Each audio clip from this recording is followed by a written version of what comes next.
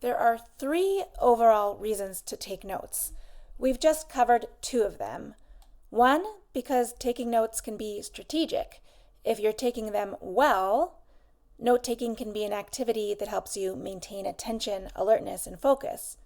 And 2, because the specific kinds of things you're doing when taking notes well enhance your learning in deep and not so obvious ways. And the third reason to take notes that we haven't covered yet, but we're going to cover right now, is maybe the most obvious reason to take notes, even though it may not be so obvious how to do this effectively and well. That is, you take notes in order to then have notes. Notes you can use later when you need to review your material. So earlier, we got through 8 principles of active reading. And now that we've talked about 2 of the reasons why we want to take notes, with reason number 3, we are ready to broach principle number 9, which is identify a goal. Many students were taught methods of note-taking that are helpful when you're reading things like textbooks that are limited in the kind of complexity they bring to a topic, or when the main goal of note-taking was in service of a test or exam. So the purpose was to help a student learn a set of facts in order to remember them and reproduce those facts. If you've learned how to take notes on your readings before, you might have learned how to underline important passages, summarize main points, and look for kind of specific facts and figures. If there was an occasion where you were taking more substantive notes, you may have ended up copying down a lot of full sentences from the original source. In other words, you might have notes that just reproduce the original in only slightly condensed, boiled down form. So if you're reading a textbook for Biology 100 and it really is for the purpose of a test, then those could be appropriate and fine methods of active reading and note-taking. But that kind of reading, even in the hard sciences, is likely to be more of an exception at the university level. So you know that you need to underline or take notes on stuff that is the most important. But the word important is kind of a trap here. Important. It sounds important, but it doesn't really mean anything specific. So if you are just trying to follow a self-given instruction to mark things that are important, then you haven't really ended up with any kind of instruction possible to follow. So a university student attempting to take substantive notes in that way may end up with a printed reading that is just full of highlights in various colors and a mass of scribbled notes next to every paragraph or in their reading notes. So what do you do instead? What do you underline? What do you call out in the margins? How do you know what to pay attention to with notes? Do you look for facts or dates or numbers? Yeah, possibly. Do you mark wherever you find a definition? Yeah, that's a good idea. Do you underline or asterisk or copy out any passage where the author has said something particularly pithy or quotable? Could be, you could. To know what to spend your time on, what's worth marking out, what's worth writing out entirely, what's worth flagging with some kind of easy, quick code, you need to have a sense of what your goal is. So here's the to-do of principle number 9. Before you begin your readings, you want to take a deep breath and take a moment to think about what are your goals for this particular reading, and to go over your goals in your mind. What are you expected to retain from this reading? Is there someplace you're going to put that information? Is that the kind of thing that's likely to be on a test or quiz? Or is it the kind of thing that you're likely to want to reproduce in an essay that you're going to write? What are the questions that you're going to need to be asking in whatever project that's coming up for you that you can be particularly looking for? Because there's going to be a lot of stuff in the pages of what you read that are the answers to the author's questions but aren't really relevant to what will be your questions. Maybe in this particular course or for your particular goals, what you're going to need is not a set of facts, but more of a larger understanding of the author's approach. This kind of goal-oriented thinking is going to help you figure out how to take notes. So what kind of notes have we been talking about?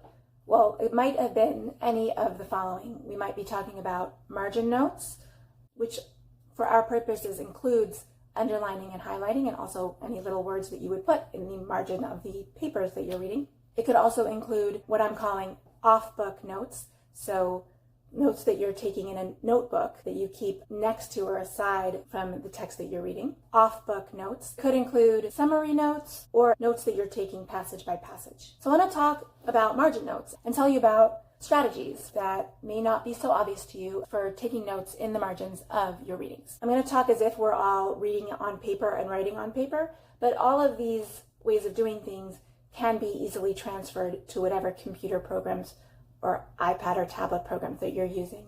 If you're using a PC or a laptop to read, you can experiment to help you encode meaning. Don't just automatically use your browser's PDF viewer.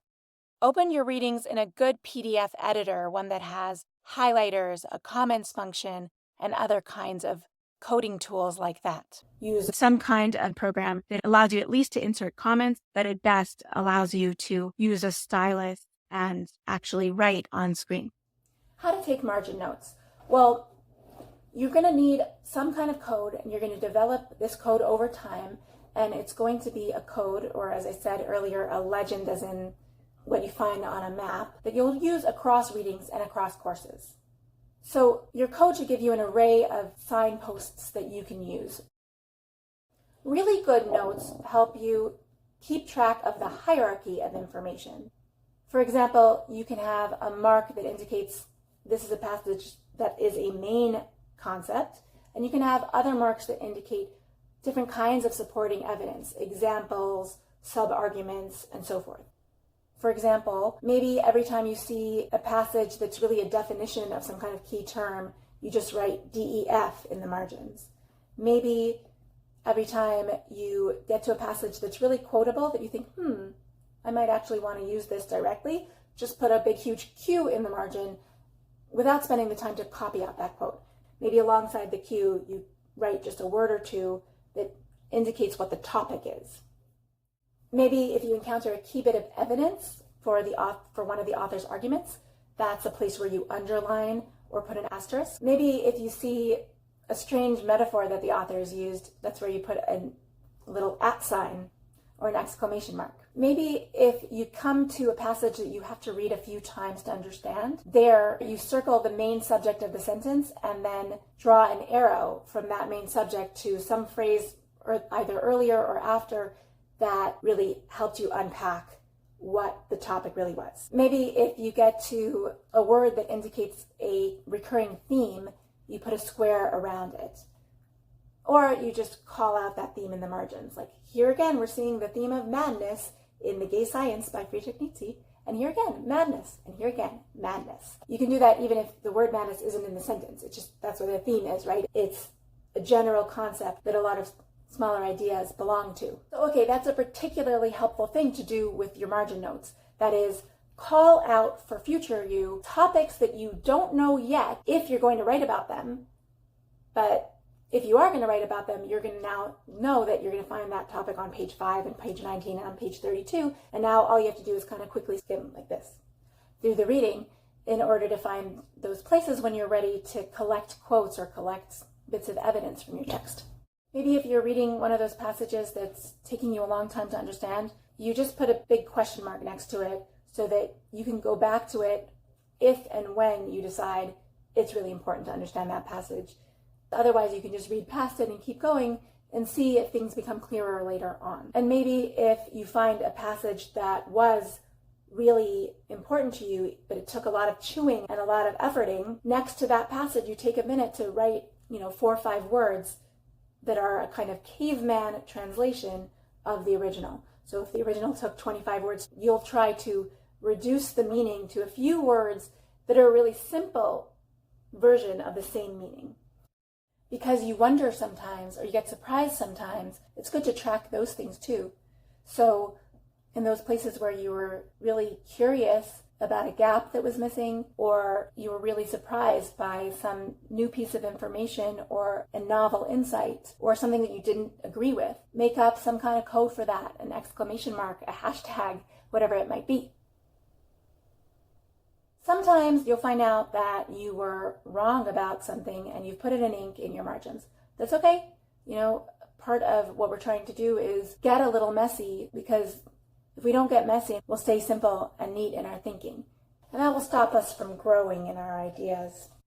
So taking margin notes, that's minimal note-taking. Next level notes are those fuller phrases where you are recording your thinking, your responses, where you're recording predictions, where you're trying out a possible summary for a few pages. Margin note-taking is what you'll do pretty much every time you read.